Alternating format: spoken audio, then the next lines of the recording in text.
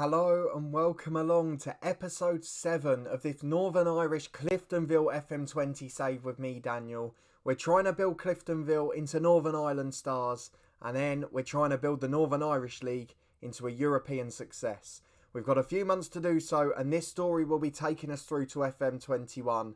And today we're back for January's transfer deadline day and to face a new opponent live on camera as we go to FM19 head coach club Dungannon Swifts. The only side from Northern Ireland we've managed before on this channel, and that didn't end particularly well, so we'll be hoping they don't come back to haunt us today. But first and foremost, we're going to take part in deadline day. We've got loads of transfer news to get through, so if you are looking forward to this episode in a hectic January deadline day, in what has been a hectic January window, please do put a thumbs up on the video. I really hope you're enjoying the series as much as me so far. I know it's niche, it's a different nation, but it's something I'm really enjoying. If you haven't already, subscribe down below for daily FM20 content and turn that notification bell on to get alerts as every episode releases, as well as when we go live for our weekly stream series.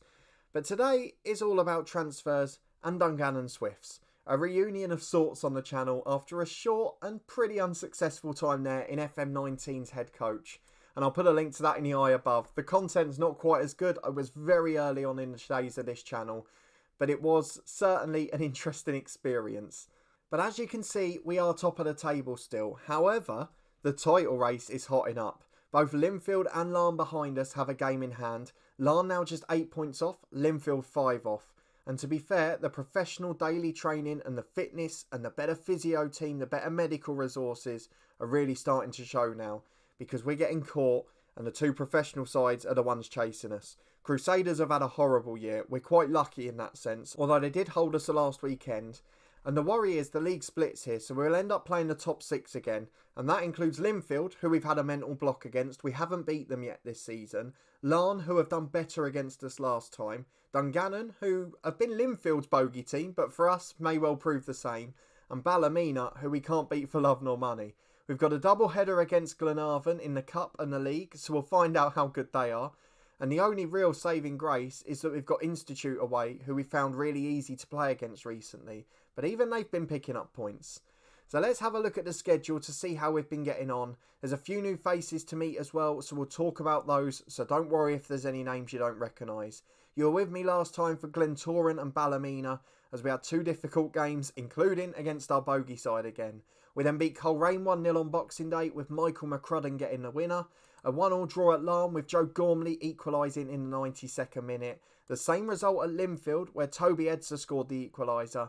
And then a 3-0 win at home to Warren Point. Stewart, McCrudden and Edser all scoring after Warren Point went down to 10. They've been very resilient the 2 times we've played them at home. They've not conceded till quite late on. But on this occasion, the sending off really helped us. An injury to McDermott, who hadn't played for a couple of games after, meant we had to sign a right back who has featured since. Crusaders away in the Cup, the 5th round we won 1-0, a 116th minute penalty winner. Stephen Welsh was the debutant, we'll talk about him in a moment, and otherwise a really solid defensive display. A 3-2 win followed at Carrick Rangers. We got so arrogant and so lucky here. Ryan Curran with a brace and Joe Gormley put us 3-0 up. And then we started to fall apart a bit, and in the end, we were lucky to get away with the win. A 0-0 draw against Crusaders last time out though, a good performance, but not quite the threat we needed in front of goal, but a couple of players returning from injury, and a couple more returning to fitness. So all is looking okay, but it is very tense at the top. We've got a tough Irish Cup tie, which if we are going to drop to 2nd or 3rd in the league, the Irish Cup then becomes our priority. Ballymena already won 1 trophy, they won the Shield. And in the Bet McLean Cup final, let me just have a look who's in that. It's Ballymena Linfield again, so the same final, and will Ballymena come out on top again? But certainly an interesting season here. We have had 8 players leave the club in January. 3 sold on a free, 3 out on loan, 2 released. And we've bought a few in ourselves as well. So there's a couple more potentially going and joining, and we've got plenty to talk about. So let's have a look at our transfer history. Firstly, we'll go to the released players, because there's a couple of new names there. Gary Breen came back from his loan in Ireland, rejected a couple of deals away, so we got rid of him. And then Liam Bagnall the same. Played 3 games, sent off twice. We couldn't keep him here. Again, he rejected a deal, ironically, to a club that have signed a couple more from us. So it's a shame that, but he's now going to be available on a free, but might not get a new club because of his own fussiness. So if we go to all transfers and look at those who have been released, or those that have been sold on, we had Sienna Foster, which was pre-agreed to H&W Welders. They're right up there in the second tier at the moment. He played well in his first game there, so fair play to him. Declan Dunn went on a free to Newry. He was the third goalkeeper, now first choice in the second tier. And Jamie Harney, who's gone to the Welders as well. He had pre-agreed a deal for the summer and we just sold him on for free. Get him off the wage bill. He was on 250 quid a week. And there, I think he'll probably bring them back up because they're really closing that gap now. Just 9 points. And with the players they've signed, I think they're going to win it. Then following that, 3 players left on loan as well. Aaron Donnelly, the youngster, has gone to Coleraine. He's there for the rest of the season and will play first choice football in the top tier, which is all you can ask for. And again, we're trying to improve the rest of the nation. Richard Brush, the backup keeper, he's gone on loan to Doncaster, who are paying the full wages. He was unhappy, so we let him out. And finally, Ronan Doherty came back from his loan at Shelbourne and we've sent him back there again. He's going to play there for the rest of the season and hopefully after that, we'll be able to sell him to someone. And in terms of ins, we've had 3 or 4 come into the club. So Moore and Brennan, they were brought in by the head of youth development. We're not going to worry about them for now. The 2 loan signings, Alfie Whiteman, a young goalkeeper from Tottenham. He was the only one we could get without a wage contribution. So he's now back up to Ben Annick and he will get football here if we need to and we have an injury. Stephen Welsh came in on loan from Celtic. He was actually second choice, but the other lad had a work permit.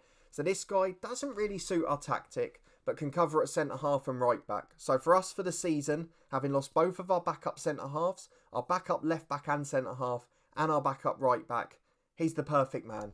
He'll come in and he'll just be a utility man. And then finally, we've got Noah Daly from Carmarthen. Spotted by one of the scouts, he's a 17-year-old Welshman who can play off the right wing or up front.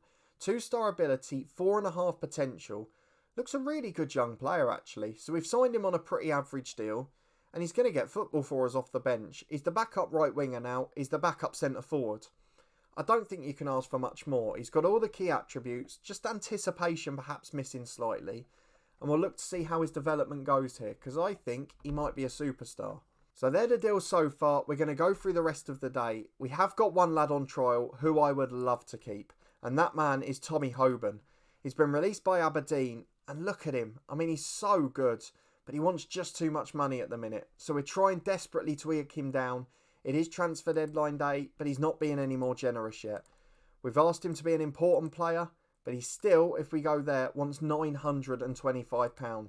And we can only offer £475. So it is a shame because he's the best player we've ever had here. But I don't think it's going to happen. So one more day to go. Let's get through the window.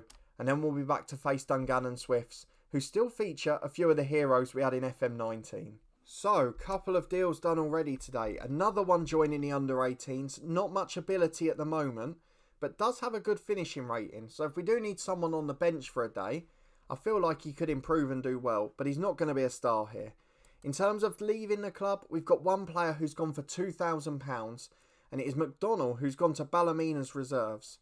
He's a decent young player. I mean, he's never going to make it for us, and I think that's a good deal. The fact we've got money for him as well, that's incredible. We've got another young player who's rejected Bangor reserves. But I think we've done alright so far this window. So we're going to keep eking players out. And hopefully Tommy Hoban will be able to join at some point. Offers for some of the players with the contracts ending as well. And I do want to talk about one player we'd nearly bought in. Someone that you'll recognise from the Macclesfield series if you've been following that. Is Andrew Taylor. Now wanted by Fleetwood. He is willing to join the club and had been willing to sign for a lower contract before. If we go and have a look at him, we had him down as a regular starter, but he's wanted by Fleetwood in League One, so I think he'll sign there now. And in fact, since they've offered a deal, he's not willing to sign. He now wants £1,200 a week. So that opportunity's gone, and with Donnelly loaned out, that leaves us with one left back. Might not have been the brightest move we've ever made. So our head of youth development has made another offer for a 17-year-old. He's not very good, but if he keeps bringing him in, good luck to him. We've got that youth intake to look forward to as well. Calvin Mccurry is wanted by someone. That's on loan or end of contract. And again, it's the Welders who want him. So let's try and loan him out. 50 quid a week off the wage bill. Every little helps in terms of trying to get in Tommy Hoban. We've got a very limited, small squad in the first team now. So it is going to make the rest of the season hard. We might have to look at one or two more loan deals because we're a little short in some positions. But for now, we need to keep the wage bill going down and not need to sign anyone who's going to have a weekly wage. Well, there's the offer from the Welders, £50 a week for Calvin Mccurry, and that's just going to strengthen their promotion bid and save our wage bill. For us, we're trying to make utility plans. We need a left back desperately. Calvin Miller is not really that man, but he's the only player we can get without a wage contribution. Celtic being really good with that for us. So left back, left wing, left midfield, he can cover all three. And for us, it'll just be a backup utility man. To have him on the bench, he's had previous loan spells at Ayr and Dundee. He's played in the Caramel Wafer Cup. He's got plenty of ability. And he'll do a job for us if we need him. So just trying to bolster that squad with 3 signings with no contribution. And that means we can't be picky. So Calvin Miller, he should be a good player for us. So we're going to be letting Calvin Mccurry go. But let's see how the rest of the day goes. Tom Mcguire has rejected a contract offer. So he is still on loan at Halifax. I was hoping he'd sign a pre-agreement with someone, because that then means that he'll be able to be sold now and we can get him off the bill. But it looks like he's staying with us for now. Although, having said that, Carrick Rangers have just come in for him. It is a hectic day. You can see the amount of business clubs are doing. Big news then. Stephen Logue joins the under-18s. No wage contribution, just a youngster who's trying to make it. Calvin Mccurry will go to Welders. He will be paid £50 a week, all by them. And of course, we've brought in Noah Daly, so we don't need to worry about him. Calvin Miller has agreed to join us. No transfer fee, no loan fee, no wage contribution. Backup left back and a cover on the left wing if we need it. And he's bid for another 17-year-old, this time Barry Mcgee. He's just trying to sign every young player in the country in case one comes off. So £50 a week saved on the wage bill. Calvin Miller, actually, even at left back, where he's not natural, is probably better than Levi Ives. In fact, he's rated the same there. What about one McAllister? Rated about the same. Massive potential. Better left winger than McMenamin, who signed a new deal, and McCrudden. There's a lot of quality in that kid, and it's a shame he probably won't play as much as he deserves. So he's going to be available for the team. It's going to be a good second half of the season for him. And people like him might just give us a chance in the title race. Barry Mcgee has joined the under-18s as well. It's all happening today. Let's see if there's any more news before the deadline. Carrick Rangers have signed Tom Mcguire. He's going there at the end of the season, at the end of his loan spell from Halifax. And then we are trying to sign another 17-year-old, Nicky Mcilveen. He is a right winger who's not very good and not very ambitious. So I'm not quite sure about that one. But as long as there's no wages, I don't mind. And he's joined the club as well. 1-star ability, 3-star potential. I'm not quite sure what the head of youth development's doing, but he seems to want a massive squad. And another one, Glen Taggart, a 17-year-old right and left midfielder. Again, it's the personality letting him down, but I'm sure he'll join the club too. And he has. 1-star ability, 3-star potential. Now, Newry have made an offer for Calvin Mccurry at the end of his loan spell and contract, so that could be interesting at the top of the second tier, the 2 teams fighting out for him. Mccurry's rejected that deal to Newry. This is hectic. It's constant interactions, constant decisions. Players leaving, players joining, rejecting new deals, rejecting end of contract deals. But the main bits of news are that we've saved some money on the wage bill and we've got a utility man on the left wing. So the transfer deadline has passed. Crusaders have paid for a player. Daryl Smiley. He's really good.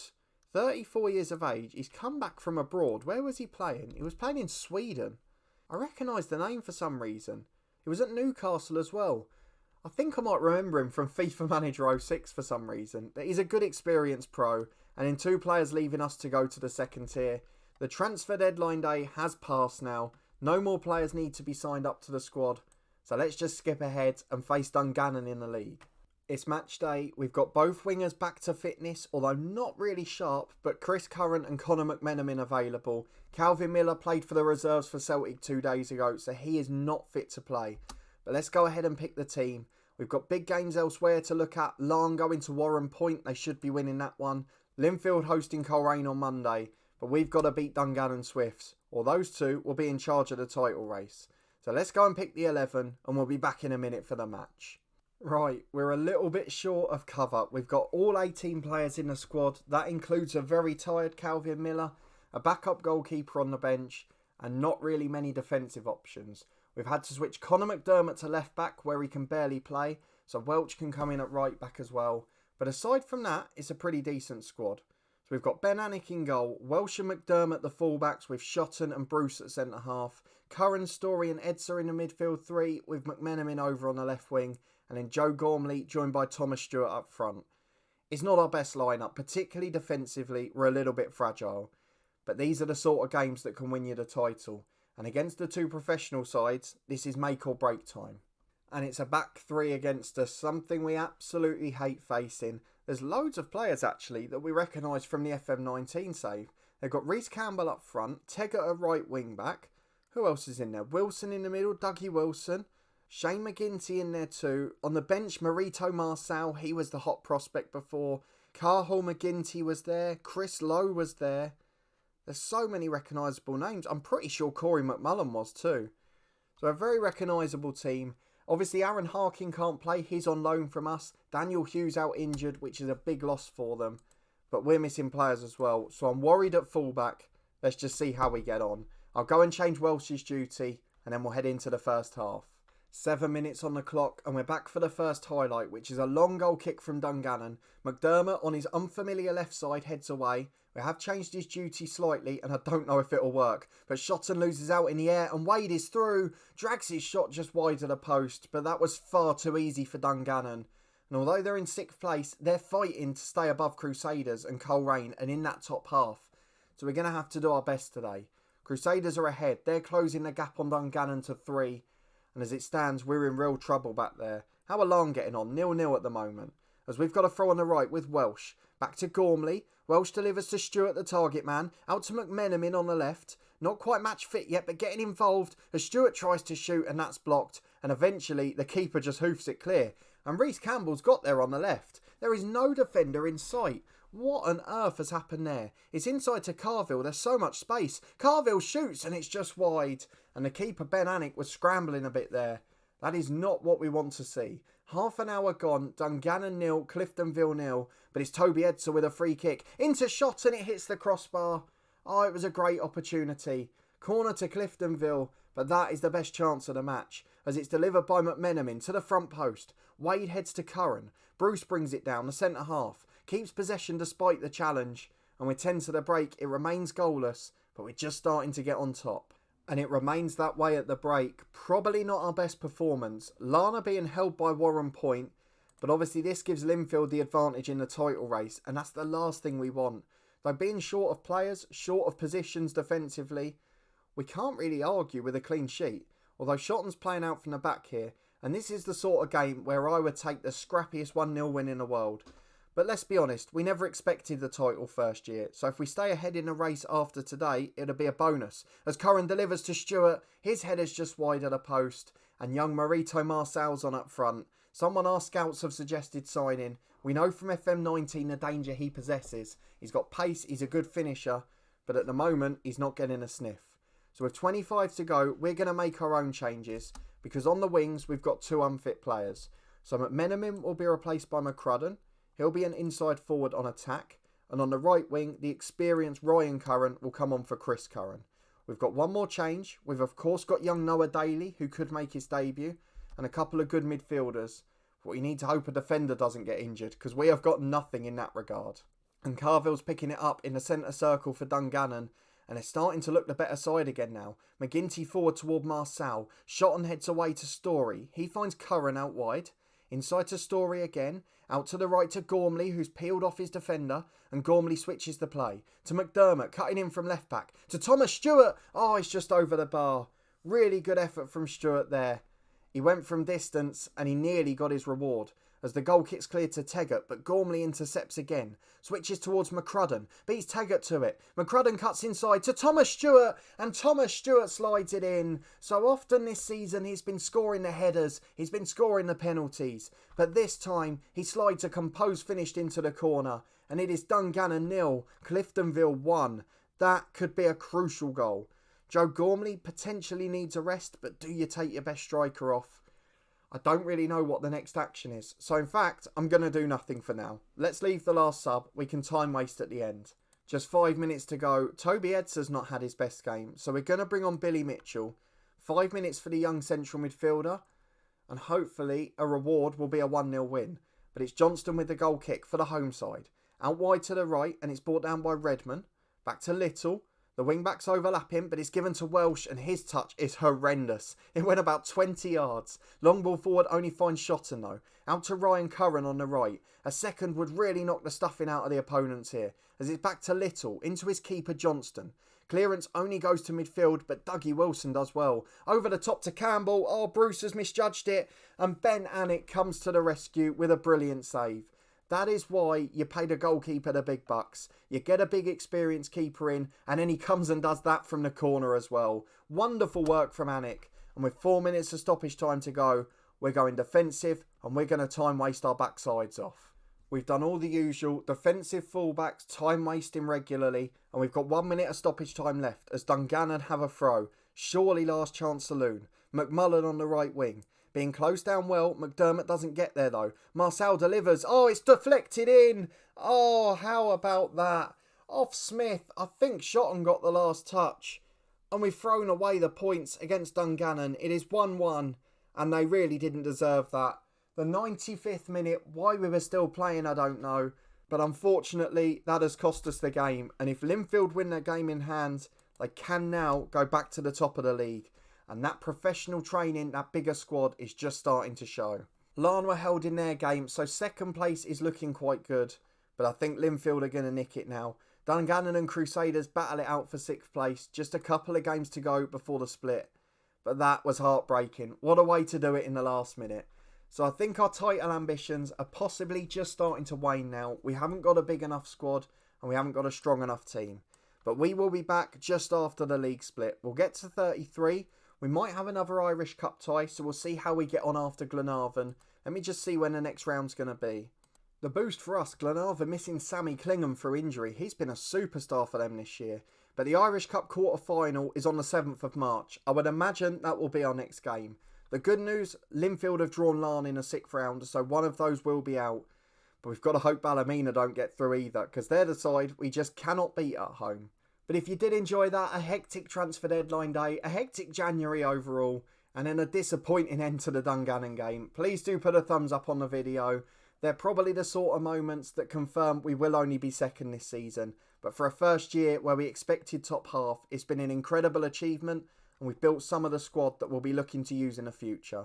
Let me know in the comments what you thought of all the ins and outs in January and what you think of our title prospects, or should we focus on winning the Irish Cup now, permitting that we get a decent draw.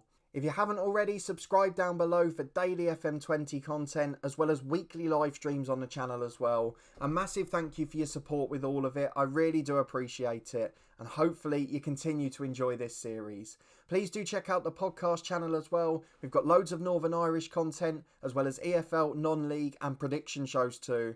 A massive thank you for your support over there as well. We're growing really quickly and we can't thank you enough for it. But a big thanks for watching this one as always, and your continued support with this new Northern Irish series. I hope you're enjoying our time at Cliftonville.